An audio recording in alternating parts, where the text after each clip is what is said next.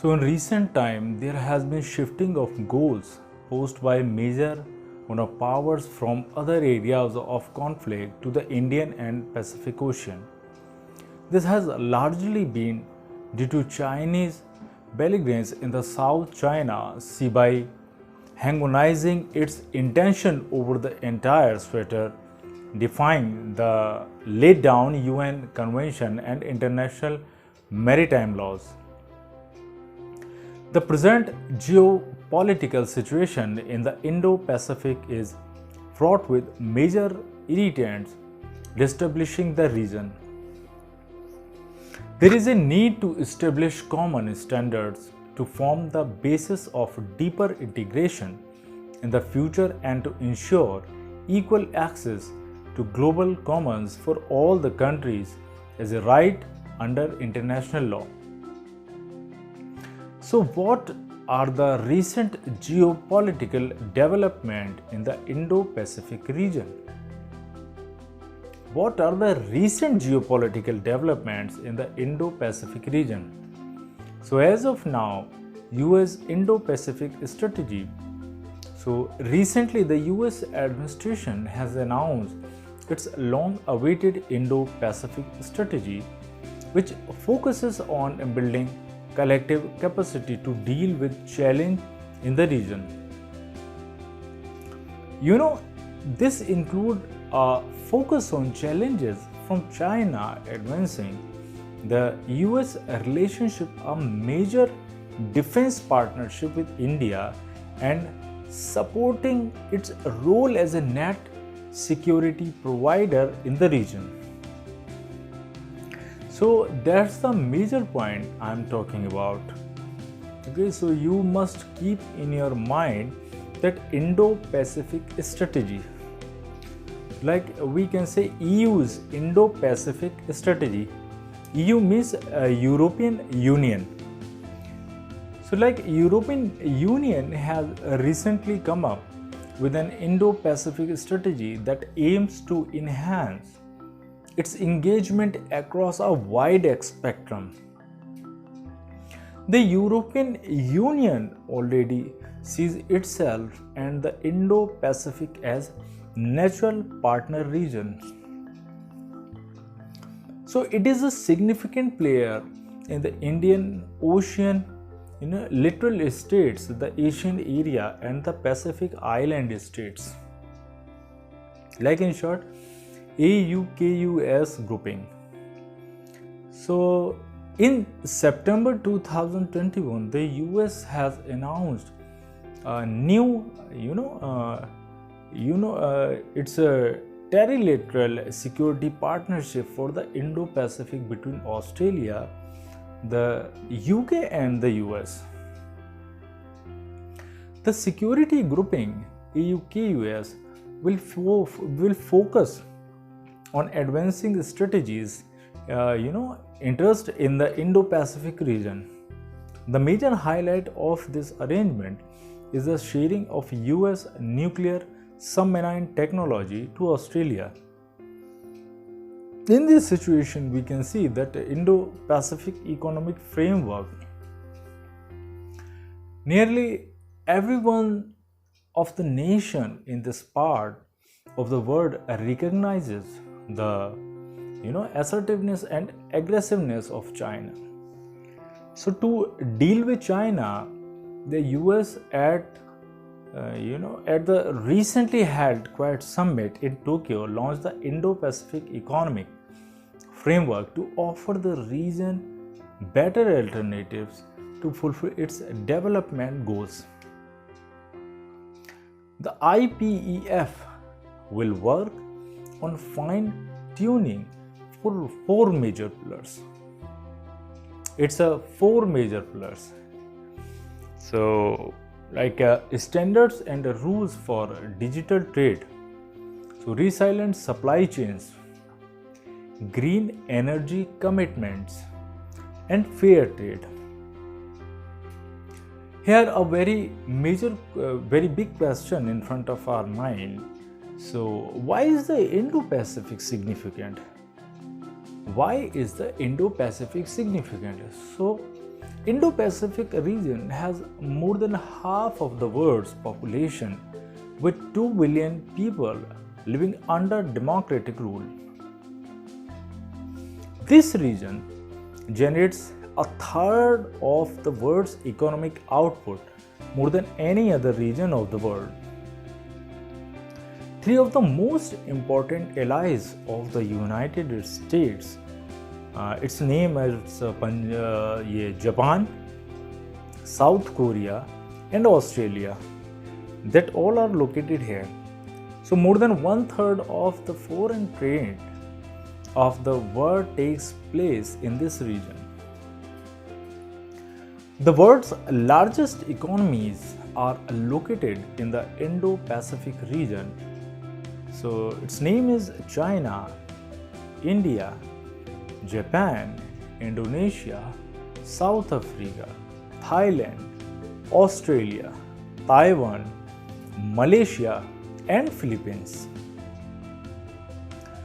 So what are the major challenges in the Indo-Pacific region? What are the major challenges? So aggressive policies of certain countries like Indo-Pacific region has been under pressure, and East Asia in particular. So South Korea and Japan face regular nuclear and missile threats from North Korea.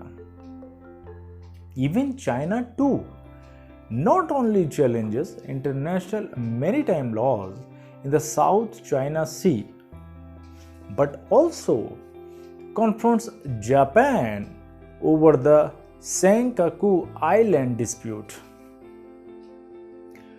I think 6 nations is there, including China and Taiwan, are involved in the dispute over the Spratly Island, which are supposedly sitting on a vast reserve of the oil and natural gases. China has vigorously militarized some portion of the dispute, isles and coral reefs, and countries like Vietnam and the Philippines are anxious not to be left behind. Unwillingness to act against China, there is a limit to which country in the region will want to get on the anti-China bandwagon, economic or strategic. Whether it is in East, Southeast or South Asia, every country has its own unique relationship with China. Though South Korea, sorry to say South Korea, it's South Korea and Japan are part of a strong American security. And it's a part of the strategic partnership. They will be keen on maintaining their economic status with China. This is also true for the Asian nations. India may be a part of the Quad, but is quite mindful that it is the only country in the group that share a land border with China, which is laced with disputes. There are some issues with IPEF. First indication are that while the IPEF may be a good idea, there is discontent that the framework doesn't address issue of the trade and tariffs. Also considering that the US's previous initiatives like the Blue Dot Network and the Blue Build Back Better World, in short we can say B3W initiatives, have made a little headway in changing the region. Infrastructure needs the IPEF faces a credibility challenge. What needs to be pacified the Indo-Pacific?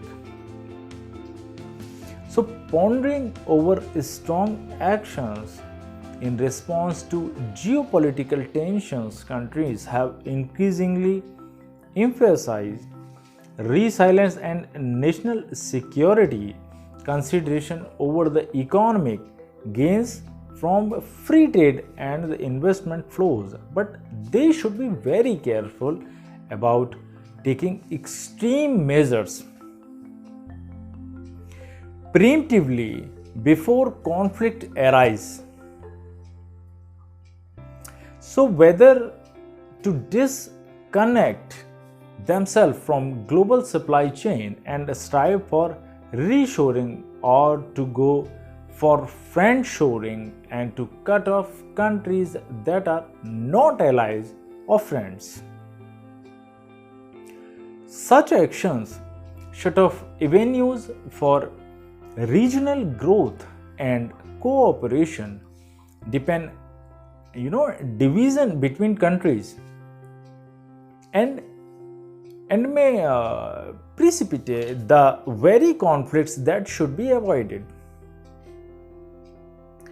Over the next decade, a range of major events could occur that would have a significant impact in this region, such as large-scale interstate conflicts over disputed territories.